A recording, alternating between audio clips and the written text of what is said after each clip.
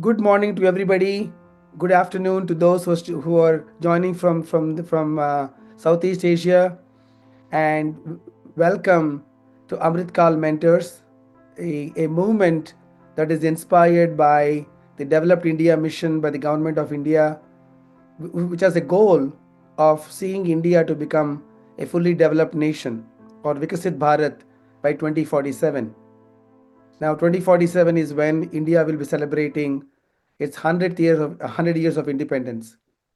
And I am Dr. Ravi Shankar Gundlapalli, from India, and been living in the US for the last 34 years. But I proudly say my heart beats for India. So I'm really honored to be contributing back to the country at the right time when all the conditions are right to put India on the global map as one of the top economies and top countries, what Indian government refers to as Vishwa Guru status that we once were. So we'll talk more about it over the course of multiple sessions. So welcoming you all to this launch of Amritkal Mentors, because Amritkal means, golden era. Kal means time. Amrit means, it is always evergreen. You know, the closest English word is nectar. So this is the golden era for the country, and what can make this era golden is the youth. So we're starting this on the birthday of Swami Vivekananda, and I'm hope many of you, or almost all of you, know who Swami Vivekananda is. He's one. He has many interesting and very inspiring quotes, and and he's also considered the national mentor for the country, because back in 1893 he actually traveled on ship to come to the United States and gave a very game changing, inspiring talk in 1893, almost 154 years ago, at the World Parliament of Religions. And according to many scholars, that was the first time the true Indian spirit, the true power of India has been formally introduced to the West. And so we celebrate in India the every January 12th as the National Youth Day as well. And one of the inspiring, quotes that really, reason why we chose today to launch Amritkal Mentors is something that I also believe in. I'm the founder and CEO of MentorCloud, and I wanted to really find a way to bring the collective power of Indians within India and outside India for India. Think of this as Indians for Indians. And Swami Vivekananda has this very powerful quote that all the power is within you. You can do anything and everything that you set your mind to. You have to believe in that. And don't ever take anybody's statement that you are weak. You have to stand up and express the divinity, which is the true energy that we all have, to be ourselves, to be whatever we want to be, if only if we set our heart and sight on our ultimate goal. There are many others that Swami has said. So really remembering Swami Vivekananda on this, wonderful, birth anniversary, as well as on this, launch day of Amritkal Mentors. So today there was also a editorial from the Government of India. I just want to highlight it because everybody's talking about you, each and every one of you on the session today, and those that are participating in sessions throughout the day. It's all about you. And I just want to highlight a paragraph from today's editorial. Thanks to my mentor Ramesh ji for sharing this. The future of India is bright. It rests in the able hands of its youth, which is all of you on the sessions today. This resonates with the belief expressed by Swami Vivekananda in unlimited possibilities in youth energy when he had said, "They give me 100 believing young men." Now, when he said men, it's also meaning women. because it was translated from the word Purush. Purush means it refers to both men and women. So give me 100 strong Indians, and I will transform India as the number one nation in the world. Now, being number one doesn't mean just be the largest country by economy, but being a good nation for the world, a nation that always wishes and works for prosperity for all. I have traveled all over the world, and it's only in India that we say Samasto Loka Sukhino Bhavantu. May all the beings in all the world be happy. Not that may America be happy or may China be happy. So we're very unique. We're very unique in the way we think about the entire world. So again, remembering Swami Vivekananda and all the government initiatives, and our initiative is also for the youth of India. So I want to start with a video I've recorded, almost on the Independence Day of India in 2024. I hope we see if the audio should be coming through.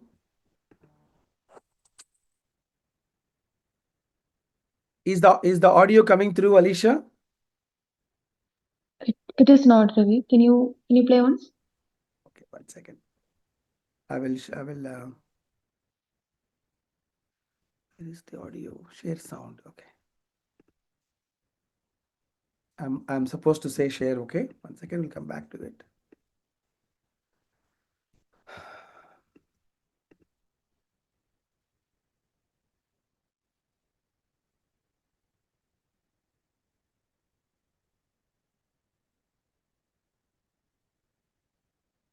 Let me know if it plays now. Yes? Yes, it is playing now. Yes. Okay. All right. So I want to share a video that I recorded on India's Independence Day when I first announced this Amritkal Mentors. So that 3-minute video.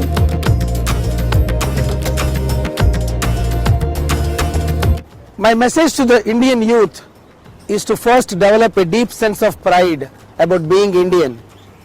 India is blessed to be among one of the oldest civilizations, rooted in some basic human values of dharma, peace for the entire world, inclusivity, and prosperity for all. Coming from such an amazing tradition that has lasted over 10,000 years, if not more, in spite of so many occupations and conquerors, it is something to be extremely proud of. In the words of Sri Sanjeev Sanyal, he said, India is not building an economy, India is rebuilding a civilization. Those words have really touched my heart. All of you are part of the rebuilding process. You should be involved in rebuilding not only our economy, but also our civilization. India, before the colonization, had about 30% share of the world's GDP. Today, we are less than 2%. So it's time to rebuild our economy, which means every one of you should become successful, productive, skilled, and a world-class professional and a citizen. India is providing lots of educational opportunities. India is opening hundreds of universities every month. But education alone is not enough. You need to build a strong sense of character, and you also need to have a mentor in your life who can guide you, who can open doors, who can expand your thinking, and who can open possibilities and really tell you where, when, what, and how to do certain things. So having a guru is extremely important, but having a mentor is important. My message to the Indian youth is to really have the pride and look for mentors. Now, who are those mentors? Those individuals who you admire, those individuals who will take an active interest in your success, who will be with you until your success is achieved. I have a personal story. One of my mentees approached me about 11 years ago. He is blind. His name is Srikant Bella, and he had an aspiration to go to MIT. And I had the honor to be his mentor, and today he is a successful entrepreneur after graduating from MIT, and there is a biopic coming of his story in a few days. So that's what I would like each and every one of you, every Indian youth, to think, who can mentor me? At the same time, as you are growing, who can I mentor as well?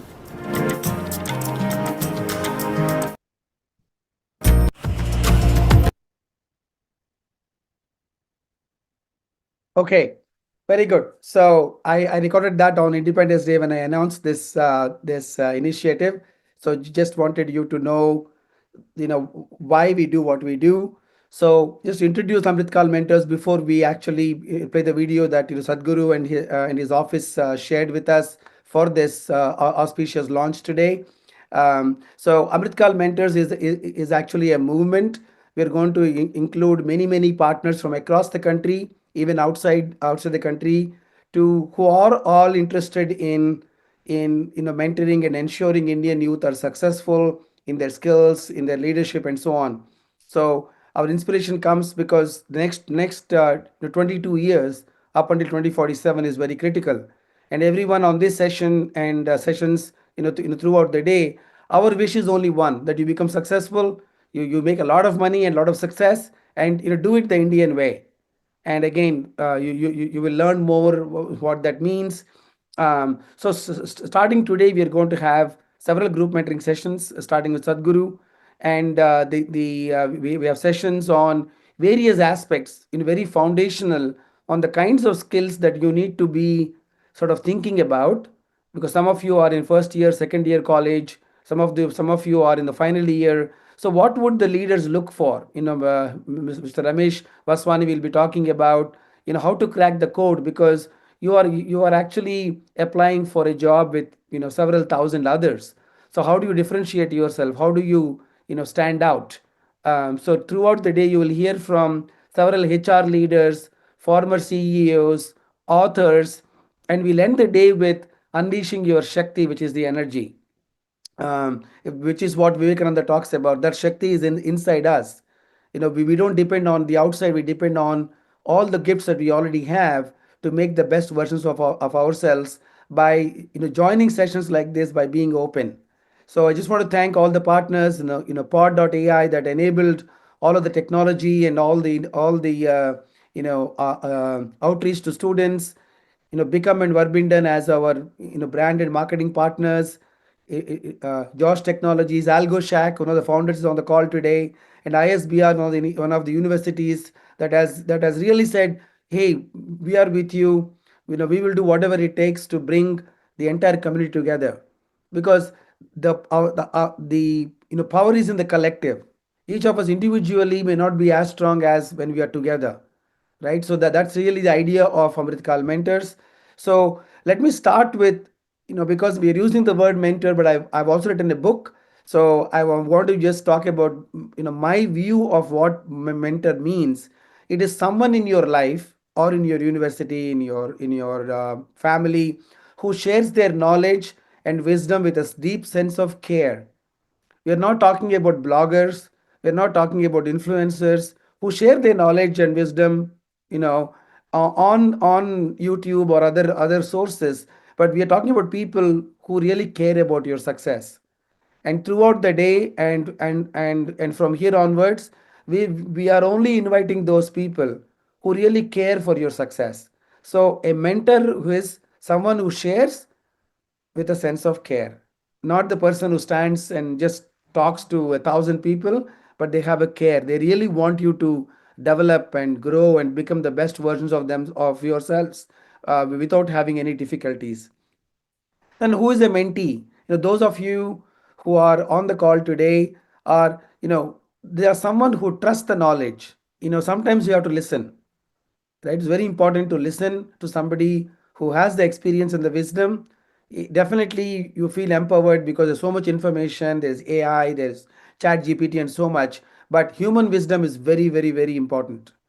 Everyone has someone who they go to. It could be their uncle, it could be their professor, or somebody, their first manager. But it's not enough to just trust. Take action. When my mentor says, Ravi, here is a book I want you to read, I read. Here is somebody I want you to meet, I meet. If they say, Ravi, you should change your presentation to an investor, I do. The result comes only when you take action. That's why the mentee is somebody who trusts and but doesn't stop there, but they also takes action. So all of you, though that have attended this session and throughout the day, you will have access to a free copy of my book, because I would like all of you to have these simple tools and techniques so you become the best version of yourself. We don't need anything. We just want you to be successful, because when you succeed, India succeeds, right?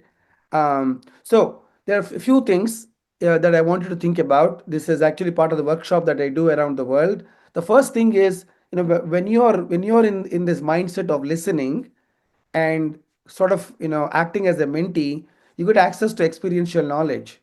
When you have Sanjeev, Sharon, Sadhguru, and Ramesh ji, and everyone talking today, Geeta, they're giving their experiential knowledge, not something that they read in a book. So that's what you get when you wear the hat of a mentee. And second, it's personalized, right? Especially when you work one on one, whatever wisdom they're sharing, it is meant for you. It also builds relationships. You get to know your people, you get to build a relationship that they can refer you, they can be there for you throughout your career in life. It also expands possibilities, right? Because the network of your mentor will be much larger than your own network. And what they have seen in their life will be much bigger, so it expands the world for you. It expands possibilities for you, because that's when you can become the full version of yourself and achieve your full potential. And when I work with when I mentors, I get advice that I can take an action on it. They're not giving me some generic formulas or something. They're giving me specific things that I can act on right away to get results. So there is a very selfish reason for all of you to have that mentee mindset, because you have access to experience. You can ask specific questions. It opens up the whole world for you. Sometimes you can take action on their advice, and you also get to know good people. So why are we doing this again? Amritkal Mentors, like I mentioned, it is for you. Our vision and our desire is that every Indian youth who works hard, who has an aspiration, who's willing to work hard. We're not talking about people who want to spend time on social media or watch IPL. Nothing wrong with it, as long as you maintain a certain balance, because your time between the age 18 till about 30 is your prime time. There are lots of TED talks that I recommend you watch. Your 20s are your sort of your Amritkal, because once you're 30, you have other life demands that will restrain, that put constraints on what you can do. So this is the golden era for you. It's not only for India. Next 20 years is good for you. So how do you maximize it? How do you meet the right people? How do you spend time with the right kind of peers? How do you learn? How do you look at everything as an experience? And how do you continue to seek the best version of yourself? And of course, we're doing this for a country we all love, because it is time. We were once at 30-35% GDP, and we are now back and we are on our way back, because a powerful India is actually good for the world, and I can say this having traveled around the world. So what does the day look like? I after I'm going to be playing Sadhguru's video. He could not be here in person. He sends his best wishes, and I had the privilege to actually work with him, along with Dr. Velumani, and you will actually have a blast listening to them. Mr. Sanjeev Sharan, who heads HR, so you'll have a perspective on what do they look for when they hire people. That's what you want. If I know what is expected of me, let's say for example, I want to go to a country and they require a visa, I apply for the visa, be ready. I don't want to show up there and say, oh, I didn't know you need this. So you have HR leaders, former CEOs like Ramesh, who will essentially tell you what do they look for. Definitely, you might think, oh, if only I know Python, or if I know manufacturing or civil engineering or operations, that I'll get a job. N- that is necessary but not sufficient. There is another aspect to it, that I would like you to attend these sessions and listen. because what we look for is the full person. We want a team member, you know, and Navi being an author who have known for many years, and Dr. Manish brings an academic perspective. How do you, because you have 4 years, this is incredible time. You have access to educational resources, access to the internet, access to faculty, access to alumni, but you have to really design your academic experience to make sure that you become extremely employable with the best placement in a company that you really enjoy working. And we'll end the day with Geeta, who actually ran HR at Infosys for almost 18 years. And she brings a very unique perspective of unleashing your energy, unleashing your Shakti. So we are starting the day remembering Swami Vivekananda's quote that all the power is in you. And then Geeta will tell us how to bring that power out. So we become employable, we become successful, we continuously learn and grow in our career, have healthy careers, strong careers, and good families and so on. Okay, so the first session of the day, we're going to play the video from Sadhguru. So just bear with me. Feel free to ask questions. We have our team who is monitoring, and the last 15 minutes we'll have time to answer some of your questions. Okay, let me bring up the video.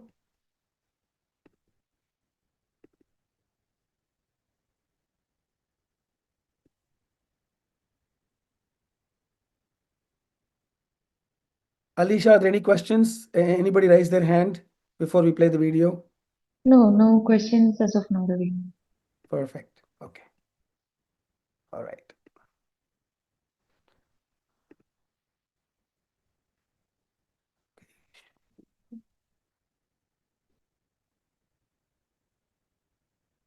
Okay, wait. I need to make sure the audio comes through, right? Okay. Okay, so I think it's done. Okay, if you cannot hear the audio, just alert me, okay? So this is a 23-minute video. It has 3 sections. And first he sent me a Q&A that he has done recently, and then he has a very special message at the end, which I really liked, as a sort of sets the tone for the day, and I will discuss it at the end. So next 23 minutes, let's listen to Sadhguru. His quote, he said something very profound, which is why I wanted him to be the first speaker. He said, if you don't skill a nation, you kill a nation. Let me repeat, if you don't skill a nation, you kill a nation. There are many nations in the world where the young people are not skilled, they don't have the right jobs, right opportunities, and they're all not doing as well as what India is doing right now. So his statement is very important. Skilling is important, and it comes from two inputs. One is your education, and the other is mentorship, to be able to make the best out of their education. Okay, so let's all listen to Sadhguru.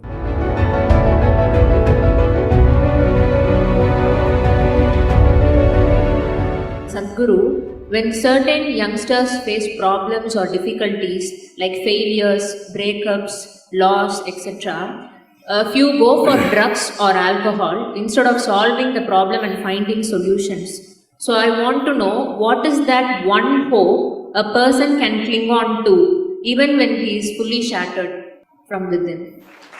Oh, so many broken hearts here who are clapping their hands.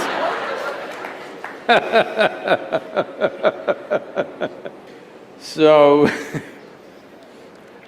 when he is fully shattered, what can he do? The question is, do you want to allow yourself to be fully shattered? That's a question.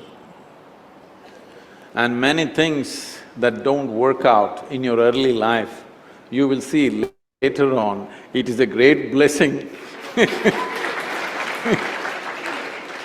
There are many ways to look at this. Let me tell you this. This happened in 1941. This is just when the Nazi movement was building up in Germany and in some parts of Europe. So one day in Austria, a bunch of German soldiers came, broke into the homes, the Jewish family, a rich family, they broke the home and took away the adults, everything was robbed. And these two children, a 12-year-old girl and an 8-year-old boy, were taken away. They were taken to a railway station. Everybody got in and the little boy and the girl also got in, but the little boy forgot to wear his shoes. He left his shoes outside and they pushed him into the wagon. So without shoes he came. His sister, a 12-year-old girl, saw her kid brother coming without shoes and she got mad with him. She held him by the ear, boxed his ears, scolded him nicely, slapped him. Say, "You idiot, already we are in enough trouble. Now you come without shoes." Because in Germany in winter, no shoes means you may lose your feet. So she's angry about that. In the next station, the boys and girls were separated. After 4 years, after the war was over, she came out of the concentration camp to find 17 members of her family, including her little brother, all had vanished. No records, no sign of them, they just evaporated. At that time,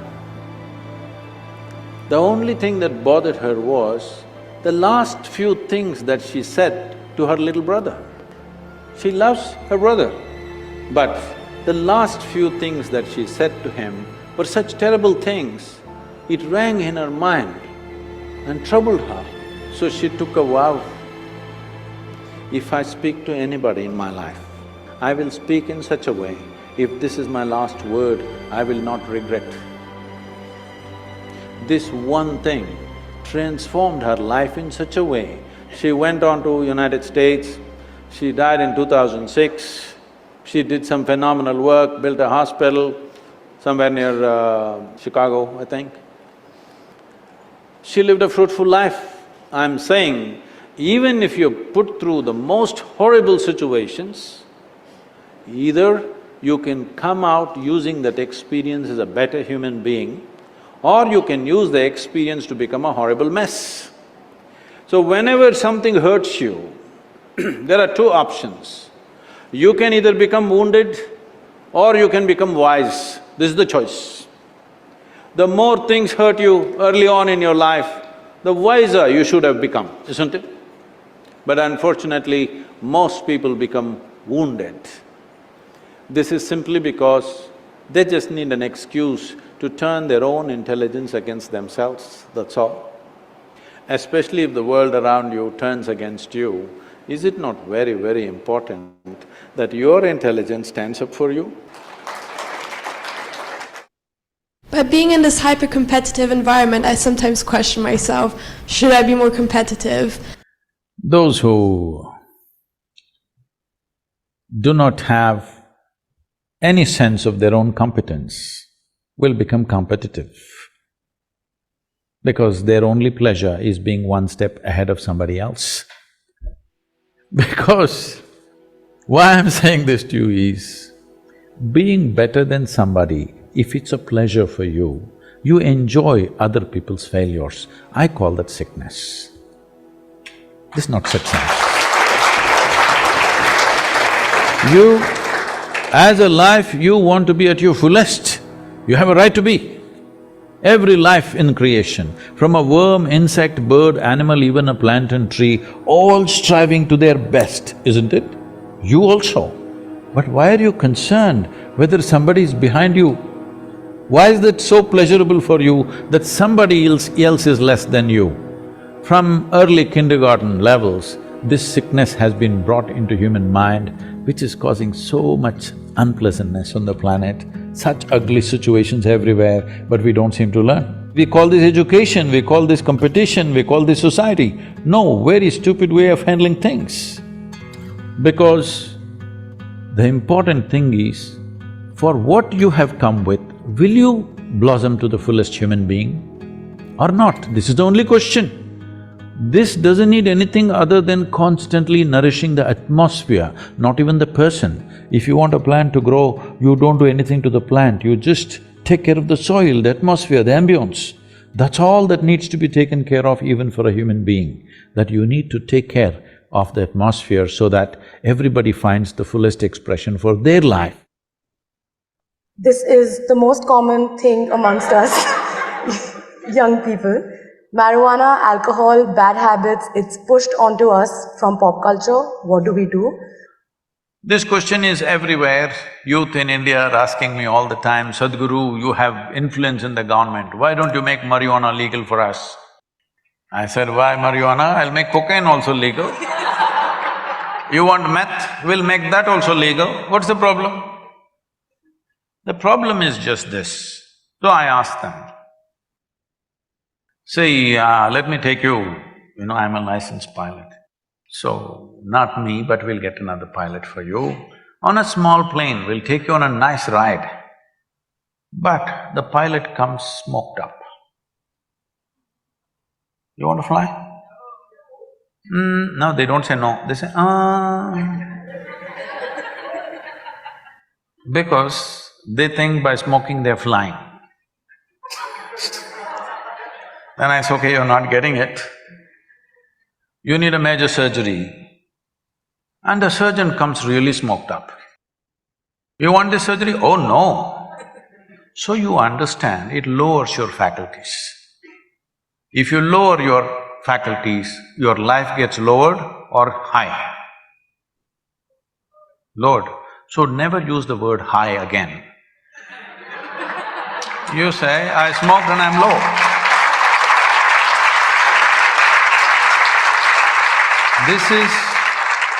This is not a moral issue for me. I have no morality in me. But life should work, isn't it? Suppose my eyes become dim, do I live better? I'm asking. Hello? If my mind becomes dim, do I live better? Why do people think by lowering faculties, life gets high? No, it doesn't. It's just giving you an illusion like that, for which you will pay a price. At this stage in your life, you must look for those things which will heighten your faculties, not lower your faculties, isn't it? If you're interested, you come, I'll show you where. Look at my eyes, I'm always stoned. Yes, look at me, never touch the substance. Because the greatest chemical factory on the planet is here. Hello? The question is only whether you're ecstatic or anxious is determined by, are you a good manager of this one or are you a lousy manager? That's all that is determining this. If you're a lousy manager, you're importing chemicals from outside. If you're a good manager, you're conducting this the way you want and blissed out all the time.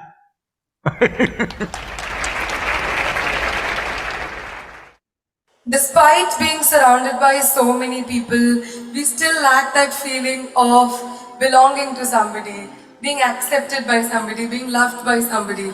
How should we deal with that discontent and loneliness?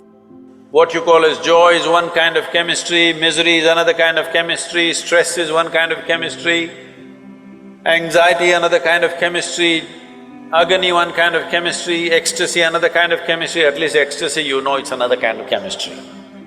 I hear. So, your experience of life has a chemical basis to it. Right now, let's say you're really blissed out like me. Do you care who is around, who is not around? If they're around, it's fantastic. They're gone, fantastic. Because your experience of life is no more determined by what you have and what you don't have, whether it's people or things or food or this or that, it is not determined by that. Once your way of being is not determined by anything outside of you, then there is no such thing as loneliness. But you will enjoy your aloneness because whether you like it or you don't like it, at this young age, it's a little difficult to understand this, whether you like it or you don't like it, within this body you're always alone, isn't it? Whether you do interaction or intercourse or whatever, still you're alone in this body, yes or no? Hello? If you don't learn how to handle this aloneness, you have not learned anything about life. This is the most beautiful thing.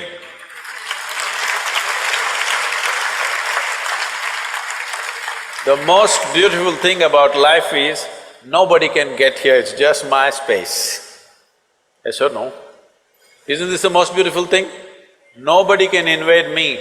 They can capture me, they can torture me, they can do so many things, but they cannot invade me because I have a space which is just my own.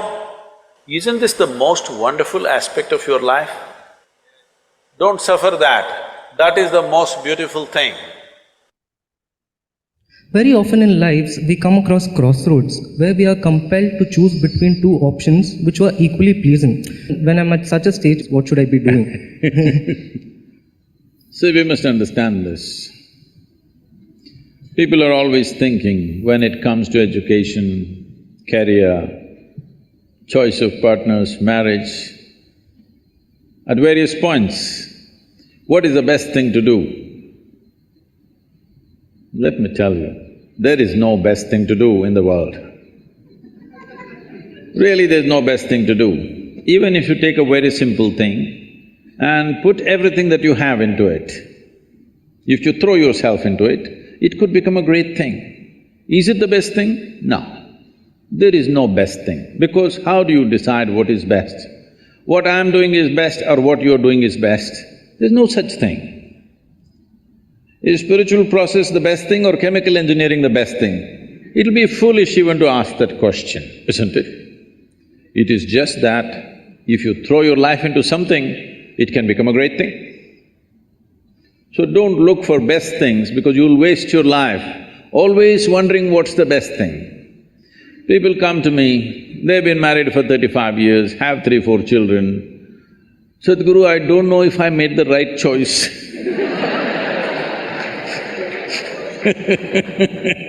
I said, well, it looks like you've not been thinking, you've been acting 4 children. So, till the end of your life, you can go on thinking, what is the best thing, what is the best thing? There is no best thing. Whatever we put our heart and soul into and do it, it's a great thing. It may be a simple thing in somebody else's eyes, but in our experience it's a great thing, and that's what we should do.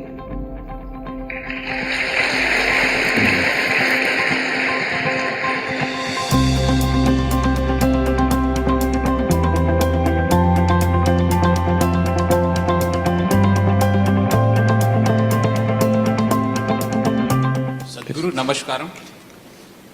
This side. Please. Identify. Yeah, I'm Sandeep Kalra. There is a policewoman, you must identify yourself.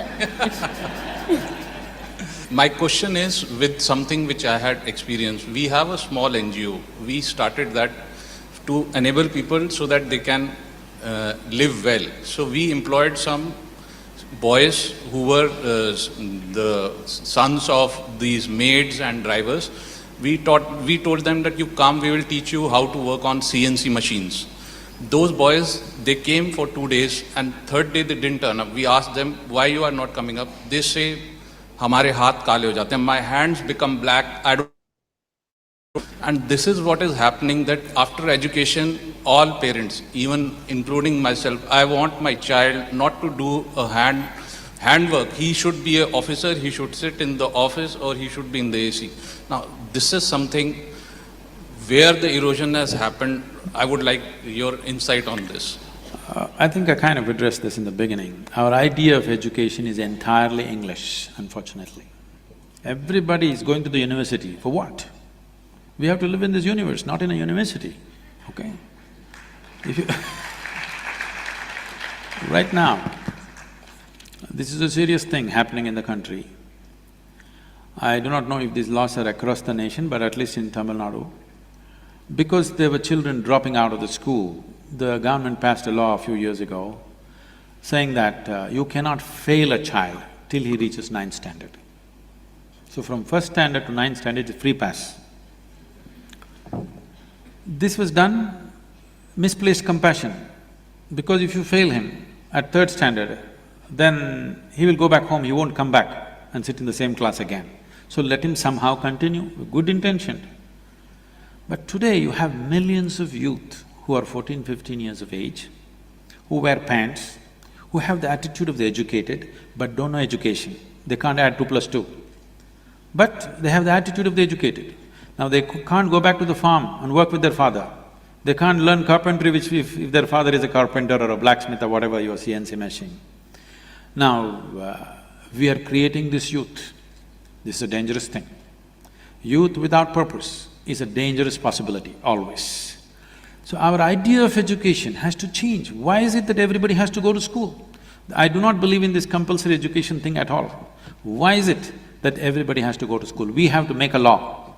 By the time you're 18, everybody must be tested, you must have some skill, otherwise you must join the army or do something.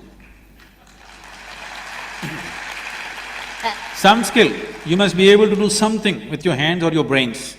If you have no skill, you must go for 2 years of some kind of compulsory training. It could be, semi-armed forces, it could be police, it could be some other industrial training, whatever. Kept there for 2 years and trained. In every country, in many countries who want to come up well, they have 2 years of compulsory army training. Ours need not be necessarily military training, it could be industrial training, it could be something else, but compulsorily they must go through by 18 if they don't have a skill or they're not progressing towards their academic capabilities, they must compulsorily go. If you don't skill the nation, you will kill the nation.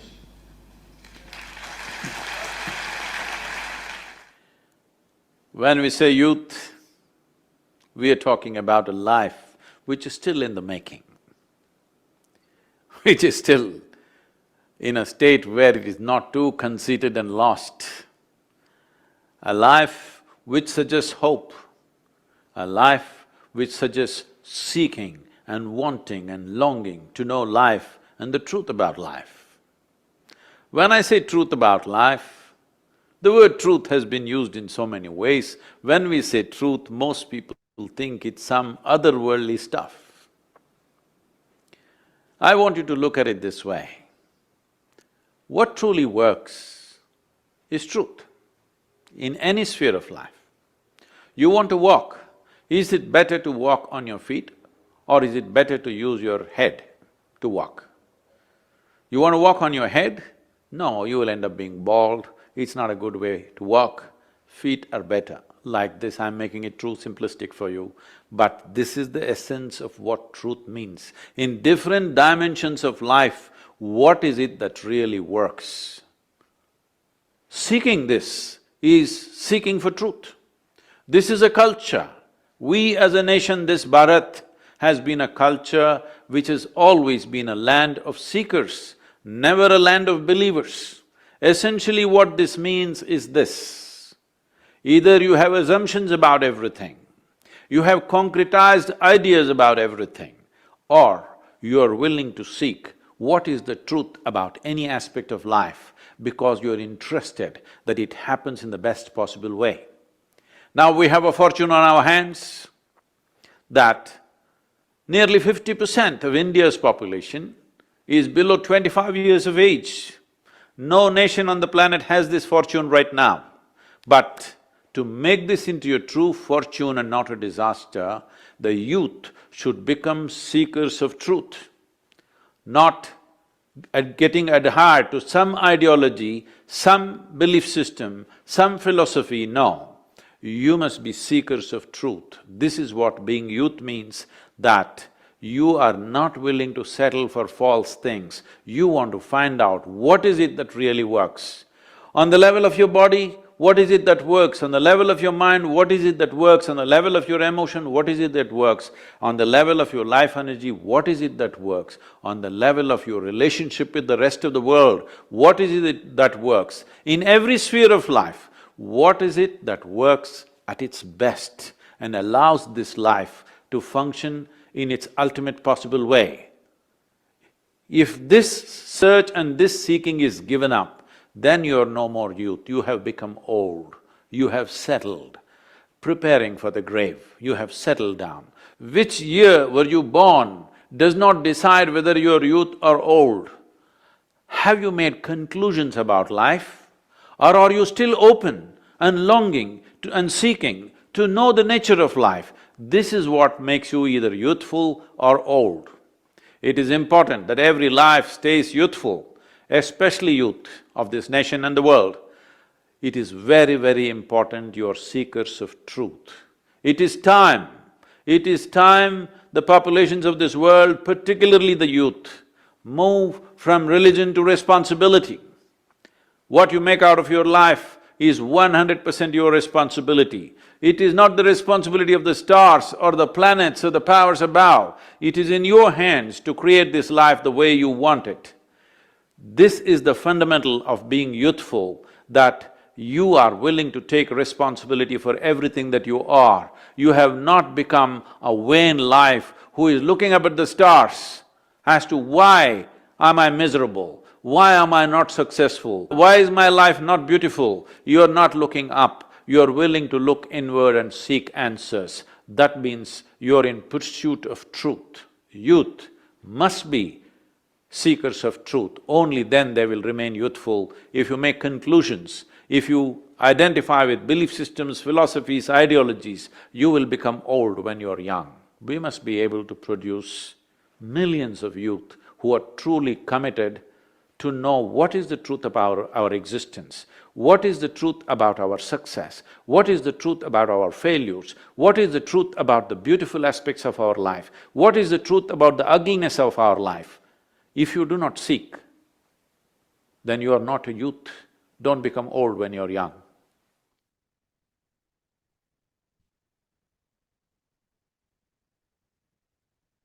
Okay, wow.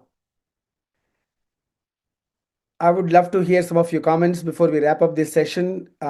Truly humble pranams to Sadhguru for this last section of the video was done exclusively for this, to really set the stage for each and every one of you to be seekers. Seekers of truth, like he said, seekers of opportunities, seekers of mentorship, seekers of figuring out, what is working, what is not working. The world is not against you. The world is for you. So if something doesn't happen, it happens to me as an entrepreneur. It happened to me when I was doing my PhD, that things didn't happen the way I wanted it to be. But rather than blaming everybody else, like Sadhguru says, look at the stars or the planets, I look at what have I done. In fact, there is a beautiful book called The Mindset, right? There is a fixed mindset where we expect the world to work for us. We expect that everything to fall in line for us. And the other mindset is the growth mindset, where we focus on the efforts. When I failed my exam, it is not because I had a very tough professor, or my astrology was not good. It was because I didn't prepare the way I'm supposed to prepare. So focusing on the efforts. So seeking really is what being young means. It's all about continuously learning, continuously being willing to take criticism. And the 5 tips are very, very important. It's not competition, it's about competence. So focus on your competencies, because as you will learn throughout the day, people with competencies will get jobs. People with competencies will build great companies. People with competencies, whatever it is, it could be agriculture, it could be jewelry making, it could be civil engineering, it could be computer science, you will become successful.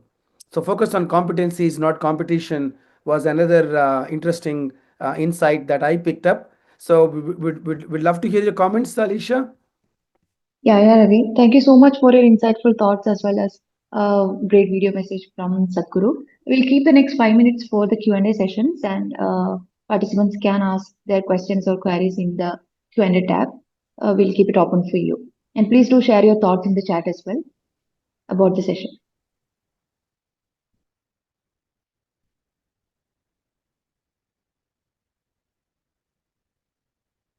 Okay. Are we I looking see for any Samarjot questions? saying, that he loves the thoughts, and feels it's a lot more clearer. Uh, what about others?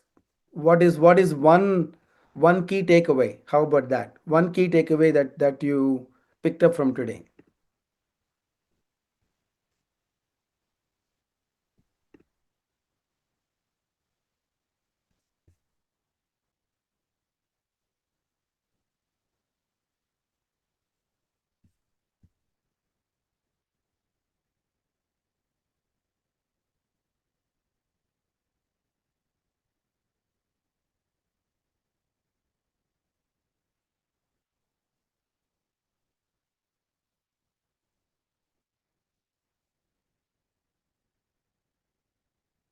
Like somebody said, just be yourself. I think it's very important because ultimately, there is a very good quote by Oscar Wilde that said, just be yourself, everybody else is taken. Because if I want to be Alicia, Alicia is taken. I cannot be like Alicia, nor you can be Ravi. So that's what Oscar said in a beautiful talk. We all have to be unique in our own ways to approach work, to approach the problems and the challenges that you face. And so our uniqueness is actually a very beautiful thing, which Sadhguru also, talked about. Rajesh says, be a seeker to stay young, because the day you stop seeking, that means you have essentially settled, which is something Sadhguru also uses, you know. Um, and great start to Amritkal Mentors launch. Thank you, Sesha. Yeah, live to the fullest potential, because that's the key. Next 22 years, when we call it Amritkal, that means if each of us really, allocate as much time, especially those of you in the 20s. I still feel 20 today, but those of you in your, age-wise 20s should start looking at what can I do to maximize the next, 10, 15 years, to really learn, to surround yourself with the right people and so on.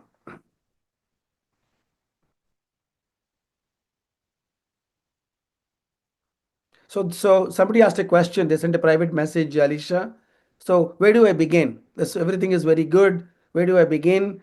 So I think that's a very important question, because today we definitely are all inspired by Sadhguru's words, and you will have a lot more inspiring insights from the speakers, throughout the day. But where to begin is to really look at, in a year, 2 years from now, if you have a dream job in a particular organization, or if you want to go for an internship in a particular company, or if you want to pursue MBA, or if you want to travel abroad for higher studies, whatever that is, write down that goal today, and then start working backwards. Start talking to people. Hey, that's where I want to go, because we do this very well. So recently I was in Ayodhya, so I talked to people who have been to Ayodhya, who can tell me what airline to take, what taxi to go, where to stay, and all of that. So life is like that. Ask people who have been there, done that. Find those people around you. They're all around you, but they won't come to you. You have to go to them. There was another quote that my very good friend, Christy Halley, once told me, that serendipity works only for fertile mind. Serendipity, in English they say it is luck, but if you sit inside in your sofa and watching TV, don't expect a future employer to knock on your door and say, hey, here's your offer letter. It doesn't work like that. Serendipity works for a fertile ground. That means you have to be out there, networking, applying, meeting people, talking to them, sharing your goals and aspirations, and that is when the right person who can who can make that opportunity possible will appear. They won't come to you. You need to go to them.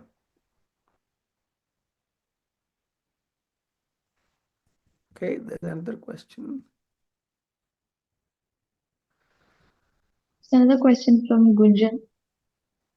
Yeah, please read. Yeah, key takeaways that put your heart and soul to whatever you do, skill yourself up. So whatsoever be the outside situation, make yourself blissful, and you will be able to handle it with much more ease. Do not suffer the outside environment. I think it's a not a question. I think it's a key takeaway that he has typed out. That's very really beautiful. Yeah, it is very beautiful, right? Whatever be so on the outside, make it, because as Sadhguru said very clearly, right? You either be wounded or become wise, right? It's a very beautiful way. Both words start with the W. So let's not be wounded. Life is about becoming wiser from every interaction, every experience, every moment, right? Today we have to be wiser than yesterday, right? That's so every, whether it is a success, or whether it is success that you didn't expect, like a failure, because failure is really, there's nothing like failure in life. It is a result that you didn't expect. That's about it, right? There's nothing called failure. So let's wrap up. So Alicia, who's coming next? So we have Dr. Velumuni's session next, and I hope all the attendees will be joining that as well. Much more insightful and very thought-provocative session is waiting for all of you at 10:50. Yes, that's about it. And thank you so much for all the participants for joining this session. I know it's very hard to be present in a Sunday morning, but you all took that courage to be in the conversation and paving way for your future. Thank you so much for that. Yeah, I want to end this with one thing, right? Because there are few people that decided to do this. We invited over 1 million people. Now this is how you really stand out, by taking time to do things others are not doing.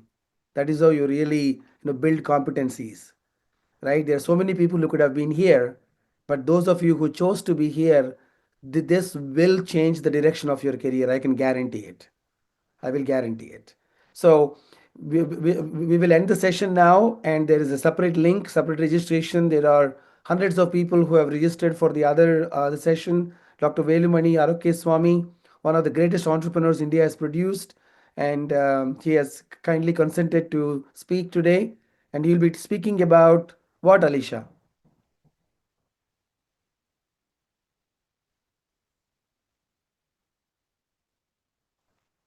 Just a second, Ravi. Just a second. Am I? Okay, that was a quiz for you. He's speaking about the essentials of being an entrepreneur. Right? The essence of being an entrepreneur. What does it take to be an entrepreneur? Now, when Sadhguru talked about take charge of your life, as an entrepreneur, I am charge of my own destination. So each of us, my good mentor Prasad Kaipa says, you are the CEO of your life. So let's hear from Dr. Aroke Swami. What does it mean to be a CEO of your life or a CEO of your company? So with that, namaste. We'll see you on the other session.